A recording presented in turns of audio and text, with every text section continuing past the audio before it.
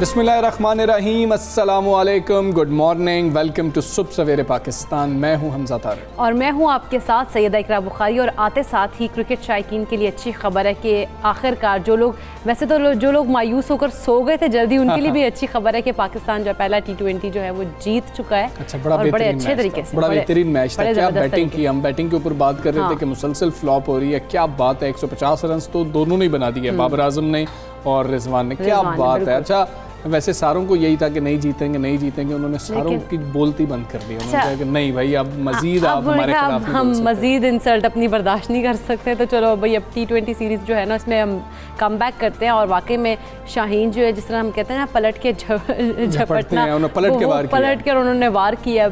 तो यकीनन ये एक अच्छा मैच था, रात को देखने में मज़ा भी आया। जो लोग रात जल्दी सो गए थे क्योंकि वो अब सुबह उठे हैं, तो उनको हम बता रहे हैं कि जी पाकिस्तान जीत गया। अब आपने दूसरा मैच जो है ना वो लाजमी देखना है, क्योंकि हमने तो ये उम्मीद रखनी है पाकिस्तान जीतेगा। वो खैर शाम 6:30 बजे शुरू हो जाएगा। इस पर हम तफसीलन बात करेंगे मैच के ऊपर कि क्या हुआ, क्या नहीं होना चाहिए था, मजीद किस बेहतरी की ज़रूरत है। अभी हम बात करेंगे कि ईद भी है और कोरोना वबा एक बार फिर बड़ा ख़तरा बनती जा रही है। और मुस्बत केसेस की शरह 2 माह बाद कल 6% से बढ़ गई थी, आज फिर कुछ कम हुई है, 5.65% है, लेकिन वो उसके आसपास ही है। केसेस बढ़े हैं, बिल्कुल ऐसे केसेस, लेकिन बढ़े हैं। सिर्फ एक माह के दौरान अगर बात करें तो मुल्क में कोविड के फाल केसेस की तादाद में तकरीबन 30% इजाफा हो चुका है। और NCOC के जो सरबराह हैं असद उमर, वो खबरदार करते हैं और कहते हैं कि पाकिस्तान में भारतीय कोरोना वायरस जो है उसके फैलने का खदशा बढ़ रहा है। अच्छा, अब हमें ईद की छुट्टियों में बेतहाशा एहतियात की ज़रूरत है, छुट्टियों में भी बेतहाशा एहतियात की ज़रूरत है। उससे पहले जो हमने कुर्बानी के जानवरों की खरीदारी करनी है उसमें भी बहुत ज़्यादा एहतियात की ज़रूरत है। उन्होंने वैक्सीनेशन ना कराने वाले अफराद से शिमाली इलाका जात की तरफ जाने से गुरेज करने की हिदायत भी की है। असद उमर साहब ने क्या कहा, आपको वो सुना देते हैं। ईद की छुट्टियां आ रही हैं, एहतियात करने की बेतहाशा ज़रूरत है। और ख़ुसूसी तौर पर वो लोग जिन्होंने वैक्सीन नहीं लगवाई हुई और वो चाह रहे हैं कि कई तफरीह मुकामात में जाएं शुमाल में, ऐसा ना हो कि आपकी तफरीह जो है वो लोगों की सेहत की खराबी और खुदा न खास्ता मौत का सबब बन जाए। असद उमर साहब की आपने गुफ्तगू सुनी। साथ उन्होंने ये भी कहा था कि जिन्होंने एक भी डोज नहीं लगवाई उन्हें 7 गुना ज़्यादा खतरा है, जबकि वैक्सीनेशन के बाद कोरोना हो भी जाए तो इन्फेक्शन शदीद नहीं होती। बिल्कुल ऐसी है। जबकि दूसरी जानिब हम बात करें मुआविन खुसूसी बराए सेहत डॉक्टर फैसल सुल्तान की, तो उन्होंने इंकशाफ किया है कि पाकिस्तान में कोरोना वायरस की जो डेल्टा किस्म है वो मकामी सतह पर उसकी मुंतकली शुरू हो गई है, जो कि बड़ी ख़तरनाक सूरत हाल है। और बात करें कोवैक्स की, तो पाकिस्तान को एस्ट्राजेनेका वैक्सीन की 1.24 मिलियन डोजेस फराहम कर रहा है। अच्छा, वो आज इस्लामाबाद जो हैं पहुँच जाएंगी और मज़ीद डोजेज़ जो हैं वो आ रही हैं। और हमें जो वैक्सीन डोजेज़ के हिसाब से अगर हम देखें तो हमें किसी कमी का सामना नहीं है। ये गवर्नमेंट बार बार कह रही है और अब जो नई खेप आई जा रही है उससे मज़ीद इजाफा हुआ जा रहा है। और हम 5 लाख से ज़्यादा अब वैक्सीन डोजेज़ जो हैं यानी कि वैक्सीन हैं वो एक दिन में अब लगा। बिल्कुल ऐसी है। और उसके अलावा ये कि जिस तरह सूरत हाल है, तो आप लोग भी जल्द अज जल्द जाएँ और अपने आप को वैक्सीनेट कराएं। हम सारी सूरत हाल पर बात कर लेते हैं। University of health science vice chancellor professor doctor Javed Akram हमारे साथ मौजूद हैं। अस्सलाम वालेकुम, गुड मॉर्निंग डॉक्टर साहब। NCOC ने वैक्सीनेशन ना कराने वाले लोग जो हैं उनसे कहा है कि छुट्टियों में वो शिमाली इलाका जात का रुख ना करें, अपील की है। क्या हुकूमत को इस मामले पर सख्ती से नोटिस नहीं लेना चाहिए? जी, मेरे ख्याल में बहुत सख्ती करनी चाहिए, क्योंकि देखें हालात तशवीशनाक हद तक बढ़ रहे हैं और हम बड़ी मुश्किल से, जिसको हम 3rd वेव कहते थे, उससे कुछ किसी कदरे बाहर आए थे। तो अब क्योंकि लोगों ने उस वक्त जब 3rd वेव को के बाद रिलैक्स की गई थी SOPs को, जी, तो लोगों से उम्मीद की गई थी कि लोग एहतियात करेंगे और लोग इस बीमारी की ओनरशिप लेंगे, लेकिन ऐसा नहीं हुआ। शुमाली इलाका जात में और खासकर GB में, जहाँ पॉजिटिविटी रेट 1-2% था, वहाँ 27-28% तक पहुँच गया, क्योंकि लोग गए ज़रूर लेकिन बहुत ज़्यादा हजूम चला गया। और जहाँ पे 10 लोगों की गुंजाइश थी वहाँ 20 लोग ठहरे, और जहाँ जिस होटल में 20 लोग बैठ सकते थे वहाँ 40 बैठे। जिस बस पे 20 लोगों की गुंजाइश थी, वहाँ भी 30 से 35 ने सफ़र किया, तो इसलिए वो बहुत ज़्यादा बढ़ गई जी। मैं समझता हूँ कि उनमें से बहुत सारे लोग, ज़्यादातर लोग वैक्सीनेटेड भी नहीं थे, तो और ऊपर से डेल्टा वेरिएंट जो भारत का वेरिएंट है जिसका लगाव भी ज़्यादा है वो मौजूद है हमारे दरमियान और बड़ी मकदार में मौजूद है तमाम शहरों में। तो ज़ाहिर है उसका मतलब ये है कि वायरस बहुत अपने आप को ताकतवर कर चुकी है और बहुत जल्दी एक इंसान से दूसरे को लगती है और नुकसान पहुँचाने की भी अहलियत उसकी बहुत ज़्यादा हो गई है। तो ये एक बड़ा अच्छा फ़ैसला होगा कि सिर्फ वैक्सीनेटेड लोगों को ही तफरीह के लिए भेजा जाए और वहाँ तफरीह वाली जगहों पे फ़िलहाल सख्ती से अमल दरामद किया जाए, फिज़िकल डिस्टेंसिंग, मास्क को। अच्छा डॉक्टर साहब, असद उमर साहब ने ये कहा कि जो वैक्सीन लगवा रहे हैं अफराद जिनको दोनों डोजेज़ लग गई हैं उनमें कोरोना होने का इम्कान वैक्सीन ना लगाने वालों से 7 गुना कम है। और अगर हम देखें ये किस डेटा की बुनियाद पे ये असद उमर साहब कह रहे हैं, क्या दीगर ममालिक में भी हम यही शरह देख रहे हैं? देखें, कोई भी अभी तक वैक्सीन ऐसी ईजाद नहीं हुई जो 100% मुवस्सर हो, जो बीमारी को 100% रोक सके। जहाँ तक हमारी अपनी तहकीक है, कैंसाइनों की एक डोज़ के बाद 75% आप प्रोटेक्टेड रहते हैं, अलबत्ता 100% आप प्रोटेक्टेड रहते हैं सीरियस बीमारी से। अच्छा। यानी कि अगर खुदा न खास्ता आपको बीमारी वैक्सीन लगाने के बाद हो भी जाती है तो वो बड़ी माइल्ड सी होती है, उसमें आपकी जान जाने का ख़तरा नहीं है, आपको वेंटिलेटर पे नहीं जाने की ज़रूरत पड़ती और हॉस्पिटल और आईसीयू में नहीं जाने की ज़रूरत पड़ती। तो जहाँ तक जब आप कंपेयर करते हैं कि जिन्होंने वैक्सीन नहीं लगवाई और जिन्होंने वैक्सीन लगवाई है, चाहे वो 1 डोज़ की है, 2 की या 3 डोजेज़ की है, अपना पूरा अमल किया है, तो डेफिनेटली उनका 7 से 8 गुना चांस बेहतर है उन लोगों से जिन्होंने बिल्कुल नहीं लगाई कि उनको बीमारी ना लाहक हो। लेकिन फिर भी उनका चांस है, जैसे मैंने कहा 100% कोई वैक्सीन मुअस्सर नहीं है। अच्छा डॉक्टर साहब, हम कुछ ममालिक में बाहर के ऐसे देख रहे हैं जहाँ पर ये प्रैक्टिस की जा रही है कि तीसरी जो वैक्सीन है या तीसरी बूस्टर वैक्सीन है वो लगाने की बात हो रही है। आप क्या समझते हैं, ये करना दानिशमंदी है, ऐसा करने बेहतर होगा ये? लेकिन डेफिनेटली करना पड़ेगा। हमने जो कैंसाइनों की सिंगल डोज वैक्सीन लगाई थी तकरीबन 29,000 पाकिस्तानीज़ में, उनको अब बुला के हम 6 माह बाद एक और डोज़ लगा रहे हैं, यानी कि 1 को 2 में कर दिया है। ठीक है। देखा ये गया है कि 6 माह में वैक्सीन की एफिकेसी कम होती है और ख़ासकर ऐसे मौके पे कि वेरिएशन भी आई हैं इसके आरएनए में, इसके वायरस के, और साथ म्यूटेशंस भी बहुत ज़्यादा आ रही हैं। जैसे पहले B117 आई, अब B1.672.2 जिसको हम डेल्टा वेरिएंट कहते हैं वो भी आ गई, गैम्डा भी है, लैम्डा भी है। तो ये सारी वेरिएशंस ने ताकतवर कर दिया है वायरस को और इसमें किसी हद तक हमारी जो एफिकेसी है, यानी कि जो प्रोटेक्टिव ताकत है वैक्सीन्स की, वो भी किसी हद तक मुतासर हो सकती है। तो इसलिए डेफिनेटली ये सेंसिबल होगा कि जिनको 6 माह हो चुके हैं अगर उनको बूस्टर लगा दिया जाए तो उनकी प्रोटेक्शन इन्हांस हो जाएगी और उसका कोई ख़ास साइड इफ़ेक्ट या कोई ऐसा कोई ख़तरनाक किस्म का उनको इफेक्ट का अंदेशा नहीं है। ठीक है डॉक्टर साहब, हम बात कर रहे हैं हर्ड इम्यूनिटी की। पहले बहुत सारे सवालात उठ रहे थे, हमारी रफ्तार भी बहुत ज़्यादा सुस्त थी। अभी चलें, ये नहीं कहा जा सकता कि बहुत ज़्यादा अच्छी होगी या बड़ी बेहतरीन होगी या आइडियल होगी, लेकिन हमने बहुत ज़्यादा इम्प्रूव किया है। अगर हम 5 लाख से ज़्यादा वैक्सीन डेली लगा रहे हैं तो ये बहुत अच्छी बात है। अगर हम इसी स्पीड से चलते रहे, अब आपको क्या उम्मीद है, हम हर्ड इम्यूनिटी कब तक हासिल कर पाएंगे?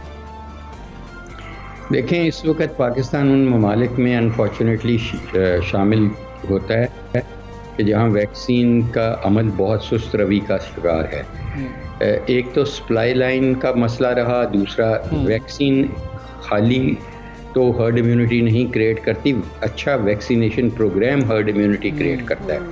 इसका मतलब है वैक्सीन की सप्लाई लाइन मुवस्सर है, कोल्ड चेन उसकी मेंटेन्ड है, ठीक है, और पॉइंट ऑफ एडमिनिस्ट्रेशन जहाँ पे ये लगनी है वहाँ पे तमाम सहूलियात मौजूद हैं कि उनको पहले चेक किया जाए वॉलंटियर्स को और उनसे इन्फॉर्म्ड कंसेंट ली जाए और उनकी फिर वैक्सीन लगाई जाए और फिर उनको ऑब्ज़र्व किया जाए आधा घंटा और फिर जब वो जाएं तो उनको पता हो कि अगर उनको कोई साइड इफ़ेक्ट है तो वो वापस उधर आ सकते हैं या टेलीफोन पे रब्ता कर सकते हैं।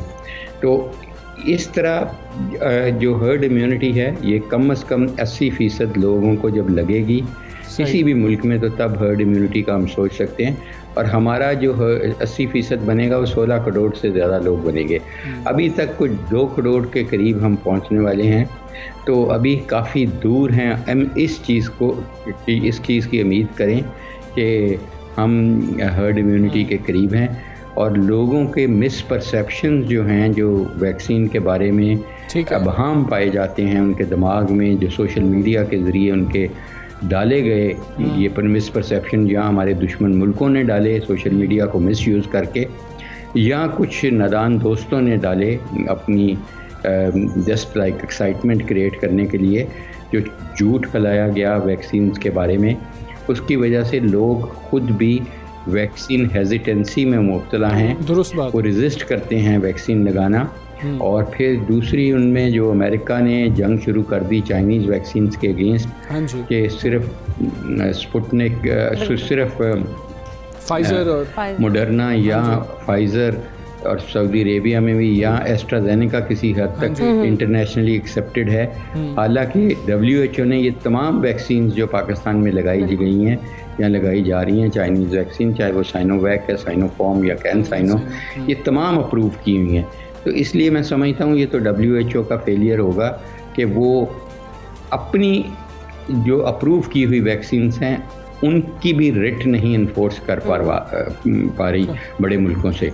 तो ये वैक्सीन वॉर या वैक्सीन जो कंट्रोवर्सी हमने क्रिएट कर दी है कि ये वैक्सीन बेहतर है, वो है। मेरे ख्याल में हमारे मुल्क में तमाम वैक्सीन जो भी जिसको मिलती है उसको लगवानी चाहिए, और फौरी तौर पे लगवानी चाहिए। उसको इस चीज़ में नहीं पड़ना चाहिए, पिक एंड चूज़ नहीं होनी चाहिए। और ये बाकी WHO का काम है कि वो इंश्योर करे कि जब हमारा कोई भी पाकिस्तानी लगा लेता है, पूरा कोर्स कर लेता है और वो सर्टिफाइड हो गया है, तो उसको फ्रीली मूव करने दिया जाए पूरी दुनिया में जहाँ वो जाना चाहता है। तो ये नहीं होना चाहिए कि कभी सऊदी अरेबिया नहीं मान रहा, कभी अमेरिका नहीं मान रहा, कभी यूरोप नहीं मान रहा।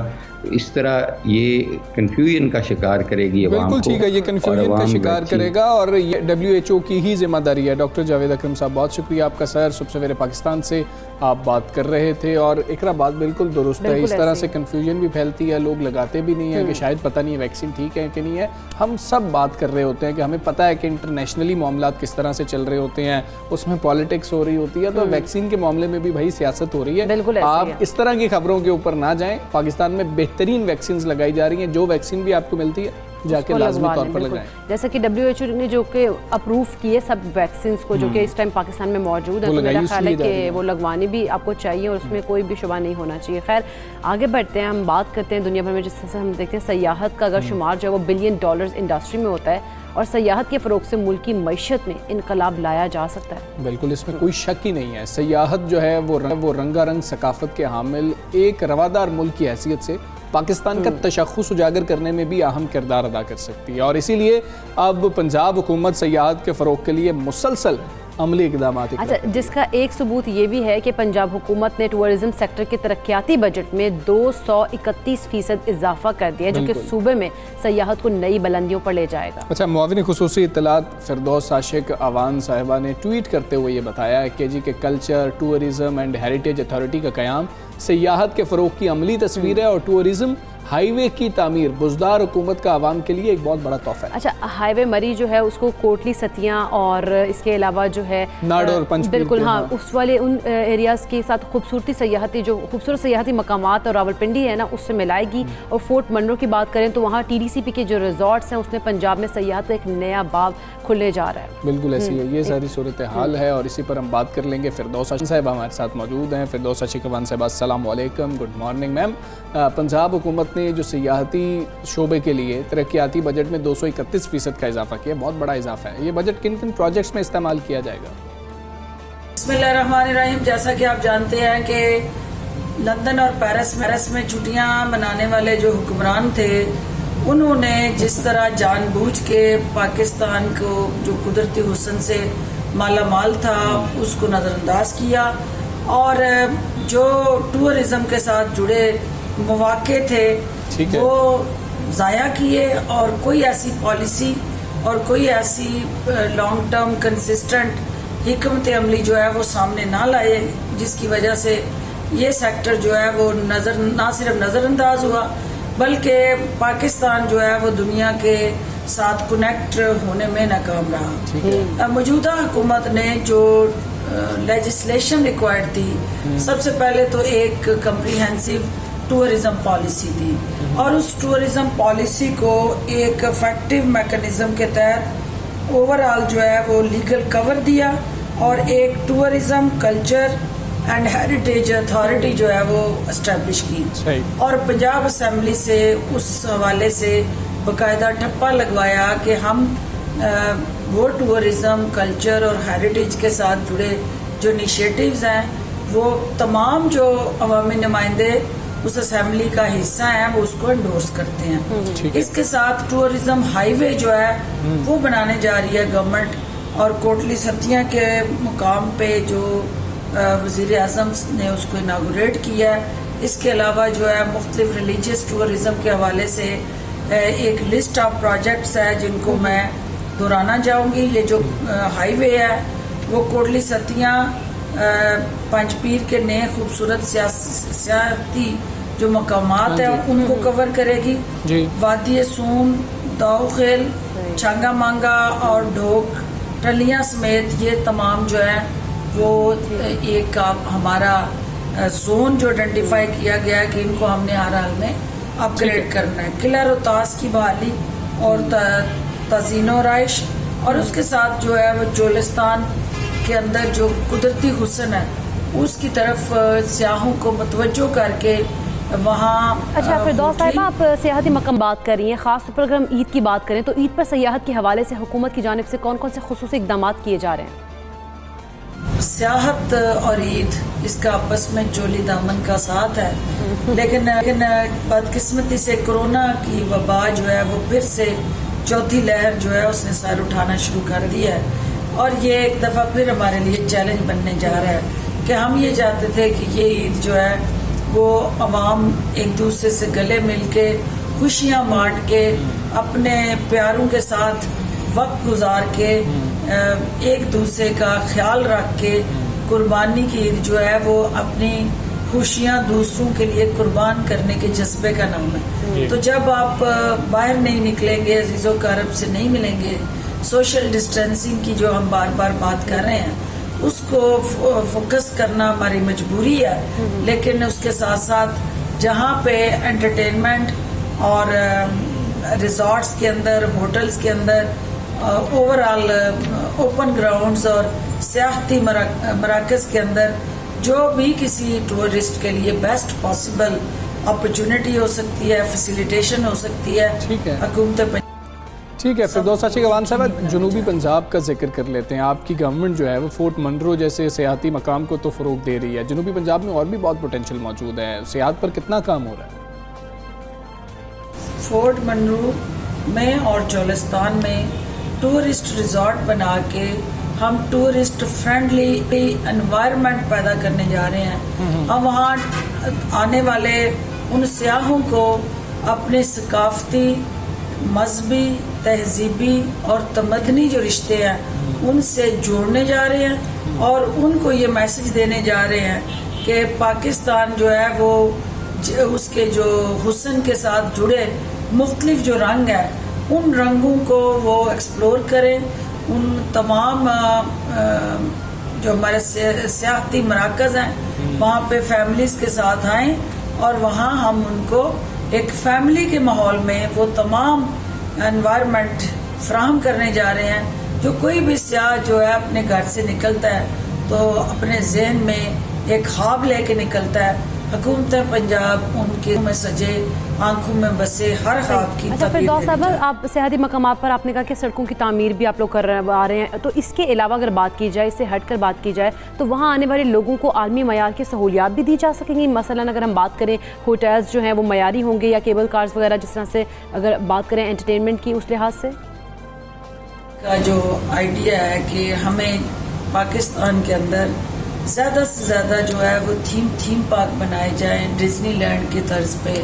यहाँ पे बच्चों के लिए एंटरटेनमेंट हो, बूढ़ों के लिए इंजॉयमेंट हो, फैमिलीज़ के लिए एंटरटेनमेंट के साथ साथ जो फूड हंटिंग और अच्छा खाना पसंद करने वाले हैं उनके लिए क्वालिटी फूड और फूड स्ट्रीट के साथ जुड़े मुख्तलिफ जो है वो जायकादार खाने और उसके पैरेलल जो सबसे इम्पोर्टेंट चीज़ जो हर टूरिस्ट चाहता है कि अमन हो, सुकून हो और अच्छे होटल्स हों और उसके साथ पैरेलल स्पोर्टिव इंफ्रास्ट्रक्चर और रोड्स हों।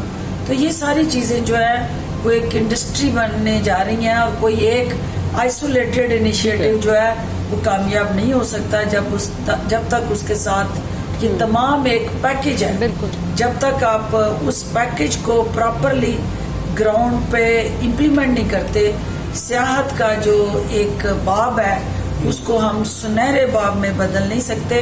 तो यही वो वजह है कि वज़ीर आला पंजाब की ज़ेर निगरानी जो है हमारे जो जनूबी पंजाब के वो हिस्से जो अब तक सियाहों की नज़रों से, टूरिस्टों की नज़रों से उजल रहे, हम उनको तरक्की दे के उनको प्रॉपरली डेवलप करके जो टूरिस्ट हैं उनकी तवज्जो उन इलाकों की तरफ फिरदौस कवान साहब, बहुत शुक्रिया आपका। सुबह सवेरे पाकिस्तान से आप बात कर रही थी और सयाहत को फ़रोग देने के लिए पंजाब हुकूमत इस वक्त कोशिशें कर रही है और बहुत ज़्यादा पोटेंशियल है। इकरा हमें पता है, तो कोविड की वजह से बहुत ज़्यादा नुकसान हो गया, तो गवर्नमेंट बहुत कोशिश कर रही है। बिल्कुल ऐसी है, गवर्नमेंट जो है वो इसको लेके टूरिस्ट खासतौर पर टूरिज़्म के जो स्पॉट्स हैं उनको लेके बहुत ज़्यादा काम कर रही है और हम उम्मीद करते हैं कि फ्यूचर में जो है बेहतर पाकिस्तान में टूरिज्म को बिल्कुल ऐसी, तो बिल्कुल हमें उम्मीद है। हम यहाँ पर ब्रेक लेते हैं, ब्रेक के बाद वापस आएंगे। Stay with us.